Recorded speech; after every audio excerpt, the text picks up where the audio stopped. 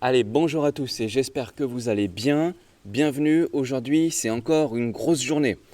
Gros changement, gros mouvement au niveau du market cette fois et il y a aussi des news. Donc on y vient. Comme d'hab, la petite minute pub du jour. Si vous voulez vous abonner, vous pouvez le faire ici. Moi, ça sera avec plaisir. Sinon, je vous emmène immédiatement sur mon PC et on regarde ce qui se passe. Donc là, aujourd'hui, ce que je veux vous montrer, c'est surtout le market, parce que au fur et à mesure des jours, on voit qu'on enclenche les bougies vertes depuis que j'ai mis un soleil. Je suis assez content de moi. Pour le coup, c'était un timing qui est assez bon. Après, tout n'est pas gagné encore. Donc là, ce qui est bien, c'est que j'avais mis deux résistances, une en rouge, la première, et la deuxième en rouge, plus haut.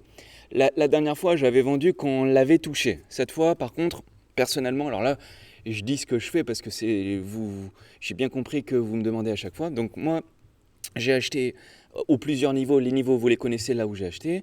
Maintenant, la résistance à 52 000, je compte pas la vendre. Cette fois, je garde. Et moi, la première action que je vais faire, je vais la faire soit en fonction du prix du BTC, soit en fonction de la BTC dominance. Et donc, soit la BTC dominance, là on voit qu'elle réagit en ce moment, elle réagit pour arriver à 49,50. C'est là où je vais commencer à faire des actions. Et dans un deuxième temps ici, si on arrive à enclencher, et ce que j'aime bien là aujourd'hui, c'est que la bougie verte qu'on a eue, elle a explosé direct la résistance. Mais pour l'instant, rien n'est gagné encore. Ce qu'il faut voir, c'est la clôture. C'est toujours ça en fait. Il faut toujours regarder la clôture. La clôture, elle est à 2 heures du matin. Donc la clôture, on va regarder où elle va clôturer la bougie. Si elle clôture en dessous, bon bah le mouvement qu'on aura vécu aujourd'hui, il ne voudra rien dire. Mais si on clôture au-dessus, là c'est positif parce qu'en fait, si vous voulez, la résistance que j'ai mis en rouge, elle deviendra support. Donc la résistance que j'ai mis en rouge, elle deviendra bleue et derrière, on va s'appuyer dessus pour aller sur le premier scénario qui est là. Et après, derrière, je vous l'avais dit, mais derrière, c'est Price Discovery. Et Price Discovery, là, on peut aller loin. Alors, ne me faites pas dire ce que j'ai pas dit. Je ne sais pas ce qui va se passer. Si vous me dites on va aller à 100, 120, moi je pense que oui, c'est tout à fait possible. Mais est-ce qu'on va y aller tout de suite? J'en sais rien, comment, etc. Par contre, du coup, là, pour l'instant, on est bien orienté. Et ça fait plaisir parce qu'on est bien orienté. Et au niveau de la BTC dominance, donc qu'est-ce qui se passe? Là, c'est le BTC qui part tout seul et qui laisse derrière tout le monde en rouge. Donc pour l'instant, scénario parfait, scénario soleil plus scénario BTC dominance où on achète du BTC qui prend de la force contre tout le monde. Ça veut dire que le jour où on va revendre les BTC contre des altcoins, on aura beaucoup plus d'altcoins en ayant dépensé 0 € ou 0 $. Donc c'est ça, c'est ce qui s'appelle l'accumulation et c'est le scénario qui est en train d'être joué et depuis 3-4 jours, il se tourne parfaitement bien. On est encore loin d'avoir atteint les targets. Là, c'est que un début d'enclenchement du scénario. On est au début du début. Par rapport à ça, j'aimerais rajouter une nouvelle chose que ça va être la première fois que je vous le dis. Et ça, je m'en suis rendu compte en discutant avec Miel. Miel, salut à toi si tu m'écoutes. Franchement, ce que tu dis, je l'avais déjà mesuré plusieurs fois. Mais j'avais jamais réussi à illustrer le scénario dans ma tête. Et grâce à toi, tu as réussi à recoller les pièces du puzzle en discutant avec toi. Et en fait, Miel, qu'est-ce qu'il m'a dit? Il m'a dit, écoute, il a vu une interview de Emin Gun Sirer. Emin Gun Sirer, c'est le CEO, donc c'est le patron d'Avalanche. Il dit quelque chose de très très intelligent. Il a dit qu'à chaque fois qu'il y a une libération du jeton du AVAX, et en fait, à chaque fois, il a peur. Il a raison d'avoir peur parce qu'en fait, la libération des jetons, elle est directement corrélée au prix. Mais pourquoi il a peur? En fait, il a peur à chaque fois qu'il va libérer beaucoup de jetons parce qu'il a peur que le prix descende direct au sud. Sauf que ce qu'il dit dans son interview, et ça c'est Miel qui me l'a dit, il dit en fait, Emin Gensirer, il dit mais en fait, je ne comprends pas pourquoi à chaque fois il se passe le contraire. C'est-à-dire à chaque fois qu'il a peur qu'il libère du supply, donc le prix doit aller direct vers le bas, mais à chaque fois il se passe le contraire et qu'à chaque fois qu'il libère du supply, le prix il monte. Et il dit bah merde, c'est quand même pas logique, il y a quand même un problème, pourquoi? Et en fait, si je vous parle de ça, c'est parce que c'est en train d'illustrer parfaitement ce qui est en train de se passer. Et en fait, il dit au grand public, il dit en fait, je crois que j'ai compris pourquoi. Je crois que j'ai compris pourquoi parce qu'en fait, à chaque fois que je libère du supply, cette supply-là que je libère, elle est annoncée à l'avance. Donc comme elle est annoncée à l'avance, en fait, qu'est-ce qui se passe? La libération du supply, elle est déjà inclue dans les prix. Ça veut dire quoi? Ça veut dire que tous ceux qui ont du AVAX, ils ont déjà anticipé ça. Ils ont déjà anticipé la baisse du supply. Et donc le jour où le supply il est effectivement libéré, comme tout le monde a déjà pris en compte ce scénario-là, qu'est-ce qui se passe? Il se passe le contraire. Et le prix, il fume direct au nord.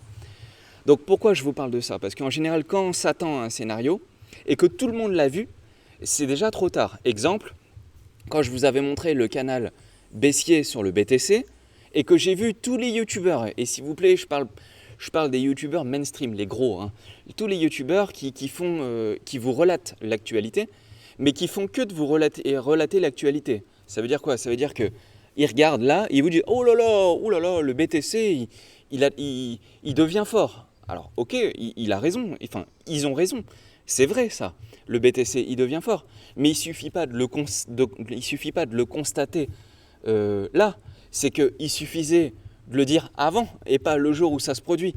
Donc c'est un peu le travail que j'essaye de faire et tout ça pour vous dire que en fait l'analyse de Emin Gunsirer, quand il dit qu'il s'attend à chaque fois à une baisse de prix au moment où il libère la supply et qu'il se passe le contraire, eh ben j'ai l'impression, et ça faites-vous votre avis, mais là j'ai l'impression que c'est ce qui est en train d'arriver, où je vous ai parlé du Taproot, donc la mise à jour sur le BTC dans ma vidéo Le Plan.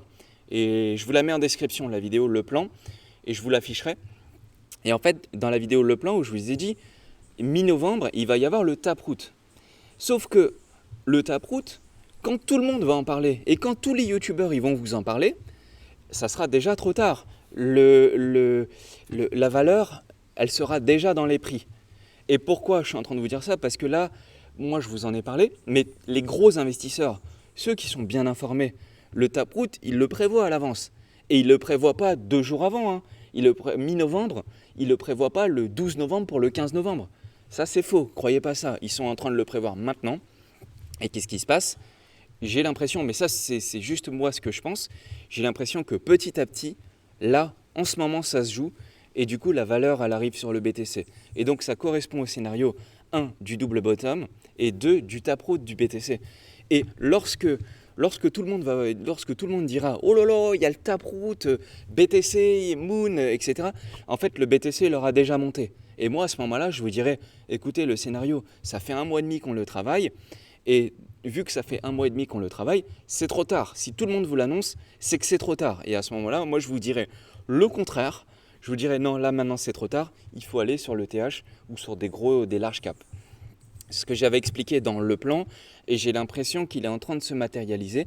Et ce que Emin Gunsirer il dit, il illustre parfaitement ce genre de news. Et là, je peux vous donner un autre exemple. Par exemple, quand vous avez des coins qui font un airdrop, ils annoncent l'airdrop, par exemple, ils disent je vais faire un airdrop le 15 octobre. Donc qu'est-ce qui va se passer? Toute la valeur, elle va arriver au début, mais elle ne va pas arriver le 15 octobre.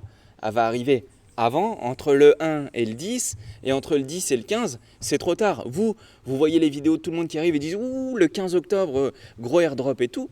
Donc, mais là, le problème, c'est que ceux qui achètent ça, c'est ceux qui sont le dernier de la liste, et s'ils sont derniers de la liste, ils vont se faire démonter. Et puis après, le jour où l'airdrop il est effectivement annoncé, enfin acté, là c'est beaucoup trop tard. Là c'est fini, le prix il va se faire indiviser par 2. Et j'ai l'impression que là on a ce scénario-là. Donc le BTC, il part tout seul. Vous voyez bien, hein, tout est rouge. L'Ethereum là qui vient de reprendre un petit pourcent, mais tout est rouge. Sauf que ce que je vous dis, c'est qu'il ne suffit pas de voir que tout est rouge. Il suffit d'anticiper et de faire un plan pour ça. Donc pour l'instant, ça va, c'est assez bien réussi. Il y a Haribo je connais pas. Haribo, il m'a envoyé un petit message qui fait plaisir. Il m'a dit Nono, tu me fais gagner du pognon avec tes histoires de Bitcoin. Franchement, merci, ça fait plaisir parce que quand moi je vous annonce un scénario, en vérité, je prends des risques. Hein. Je prends des risques dans le sens où je vous raconte un scénario au début du début, mais le problème, c'est que c'est possible que le scénario, il se présente jamais. Sauf que j'essaye de vous présenter des scénarios qui ont du sens et qui sont vus par les gros poissons. Donc, en gros, moi, ce que je fais systématiquement, et c'est pour ça que Quand j'ai vu ici que tout le monde flippait, ici que tout le monde était trop greedy et que ici tout le monde annonçait la fin du monde, eh ben, en fait, j'essaye de suivre un peu les grosses baleines. Et les grosses baleines, moi je suis un petit poisson qui se met derrière l'aile de la baleine et qui essaye de passer un peu comme ça. Et j'essaye de vous emmener avec moi. Pourquoi ? Parce que euh, ça suffit qu'à chaque fois c'est les Chinois ou à chaque fois c'est les États-Unis qui gagnent. Les Américains ou les Chinois, ils nous mettent toujours à l'amende. Donc moi j'essaye de vous ouvrir un petit peu les yeux pour essayer de vous faire réagir. Mais au début, pas une fois que c'est trop tard. Donc pour l'instant, y a Haribo qui me dit merci, ça fait plaisir et tout. Si j'ai un seul moyen de pouvoir vous de me remercier, si j'ai un seul moyen à vous demander, c'est mettez un petit pouce et mettez un commentaire parce que c'est le seul moyen pour moi que j'ai de me faire connaître. Donc si vous voulez m'aider un petit peu, franchement faites ça, ça me fera ultra plaisir et on avancera comme ça. Donc ceci étant dit, y a des news sur le front de la fiscalité des cryptos. Alors, je reviens en arrière mais je fais une parenthèse, mais ça ne veut pas dire que c'est gagné, hein. C'est loin d'être gagné, hein. C'est possible que derrière ça peut faire l'effet d'un... Là pour l'instant ça s'engage bien, mais ça ne veut pas dire que ça va réussir et que ça va marcher. Moi je continue à suivre ce scénario-là, s'il vous plaît, suivez aussi d'autres gens, voyez ce que disent les autres, parce que je n'ai pas la science infuse et je suis obligé de mettre un disclaimer, moi je ne peux rien garantir. Voilà, c'est ce que moi j'ai fait. Je vous emmène avec moi, mais je ne peux rien garantir. Si on se fait démonter, je serai le premier à avoir mal et on souffrira tous ensemble. Voilà, je suis obligé de vous dire ça parce que il y a des gens qui font des all-in suite à ce que je dis et tout. S'il vous plaît, faites gaffe non plus.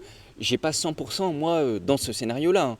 Je suis prêt si ça part dans l'autre sens aussi. Et faites la même chose s'il vous plaît. Donc sur le front des cryptos, au niveau de la fiscalité, on voit que les amendements ont été acceptés. Donc c'est bien parce que du coup, on va pouvoir choisir entre la flat tax et de choisir d'être imposé au forfaitaire, donc au TMI. Le TMI, c'est le taux marginal d'imposition. En gros, c'est quoi ? C'est si vous gagnez moins de 18 000 euros par an, je crois, un truc comme ça, bah, vous êtes imposé à zéro. Si vous gagnez entre 11 et 18, bah, vous êtes imposé à je ne sais plus combien, à 8%, je crois, etc., etc. Et plus vous gagnez plus, et plus votre tranche marginale d'imposition elle augmente. Mais tout ça, c'est des concepts de fiscalité que normalement vous devez connaître déjà, et vous pourrez choisir, vous pourrez opter pour le régime.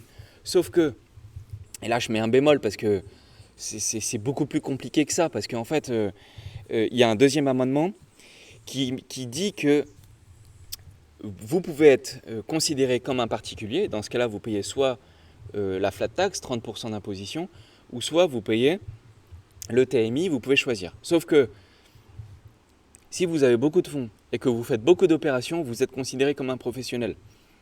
Et je pense que j'ai bien vu que la majorité des personnes qui regardent ma chaîne, je pense que vous êtes tous considérés comme des professionnels.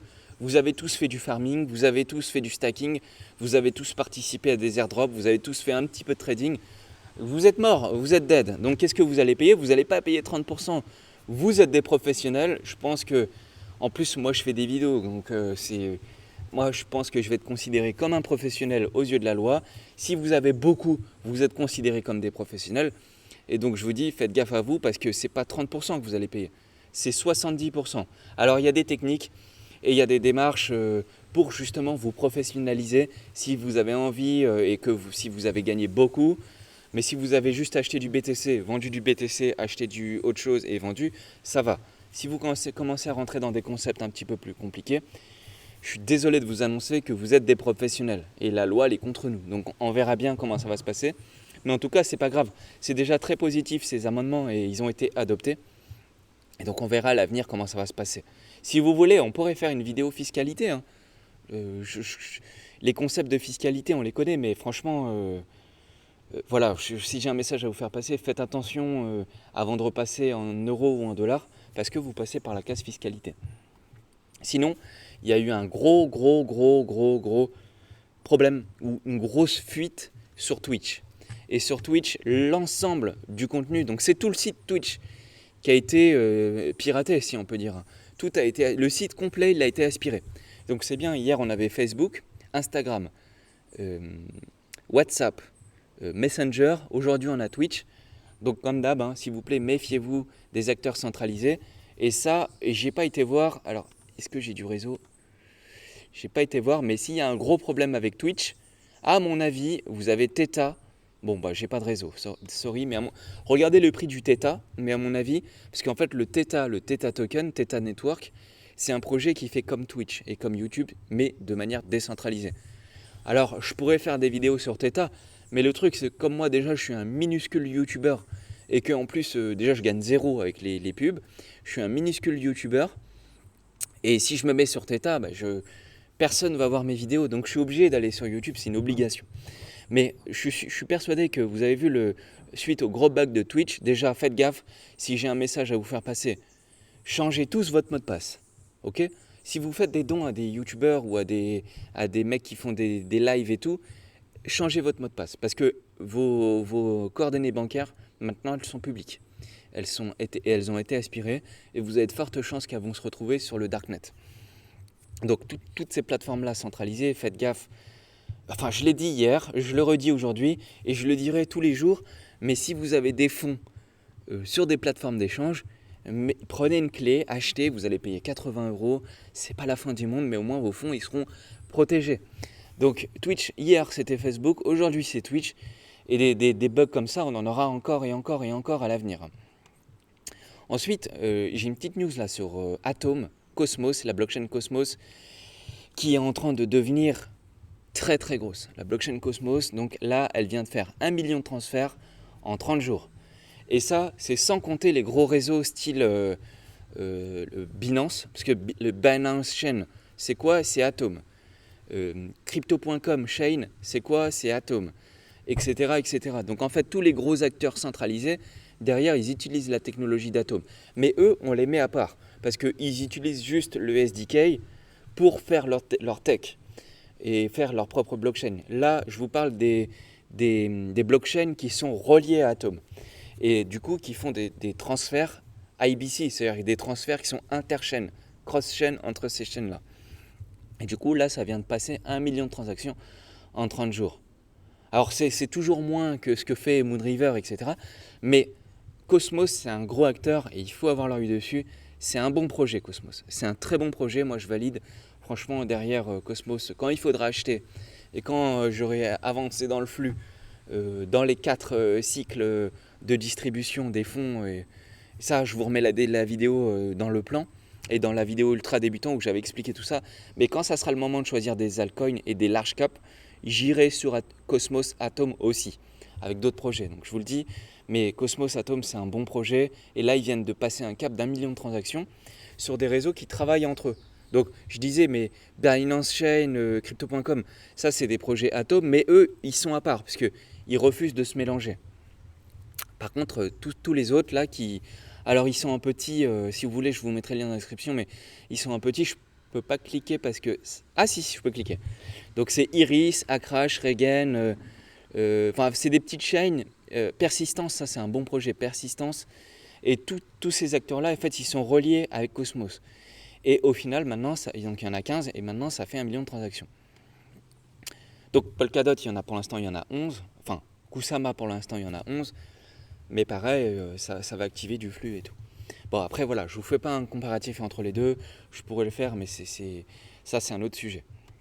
Ensuite, dans la dernière vidéo, j'avais fait un petit jeu et j'avais dit, écoutez, je réponds à des questions. Donc ça vous a plu. Donc je vais continuer. Donc là, je cherche les questions qu'il y a dans la vidéo précédente. Alors, qu'est-ce que j'ai ? T'es top. Alors, merci pour les commentaires à chaque fois. Franchement, ça fait ultra plaisir. Est-ce qu'il y en a ? Parfait, ton petit jeu. Bah, là, je suis dessus. Petit punch ou rhum glaçon ? Petit punch ou rhum glaçon ? Alors là, la question, elle est vite répondue. Hein. C'est irrévocable. Là, c'est petit punch ou rhum glaçon. Non, c'est petit punch. Hein. Il n'y a jamais de glaçon. Parce que ça, c'est un peu comme les amateurs de whisky et tout. Les vrais amateurs, ils mettent pas de glaçon. Le glaçon, vous le mettez dans le planteur, dans les petits jus comme ça. C'est pour les femmes, si vous voulez. Rhum coco, vous mettez un glaçon. Petit punch, quand vous buvez un petit punch, ça doit être chaud. Après, ça se boit aussi avec des glaçons, hein, mais c'est petit punch pour la réponse. Sur la DeFi, Convex Finance ou Curve Finance ? Alors, moi, je mets Curve. Parce que Convex Finance, franchement, je connais pas du tout. Donc Curve, c'est gros et c'est bien. Donc je mets Curve Finance. Pouce. FTM, c'est fantôme. Faut rester ouvert aux blockchains. Ouais, j'en ai entendu parler. C'est juste que j'ai beaucoup d'activités, donc c'est dur pour moi de tout assimiler. Question, BTC ou ETH? BTC. LTC, oui ou non? Non. Non. Même pas 1% de filles ici. Et oui, 0,2% de filles. 99,8% d'hommes sur la chaîne. Tu fais chier, ouais, s'il y a quelqu'un qui est dans le coin, envoyez-moi un message, on se rencontre avec plaisir. Bon, bah j'ai eu très peu de questions. Très peu de questions, donc c'est fini. C'est fini pour les questions. J'espère que la vidéo elle vous a plu. Si ça vous a plu, je vous propose de mettre un petit pouce. Et sinon, je suis dispo sur Twitter et Instagram. On avance. C'est pas évident, hein. Franchement, là pour l'instant ça se passe bien, mais il y a des hauts et des bas. Là pour l'instant on est dans les hauts. Je suis certain qu'il y aura des bas et des remises en question, etc. Et ça, je m'y attends. Donc bon courage à tous. On avance petit à petit. J'espère que ça vous plaît. Si ça vous plaît, pouce et je vous dis à la prochaine. Salut à tous.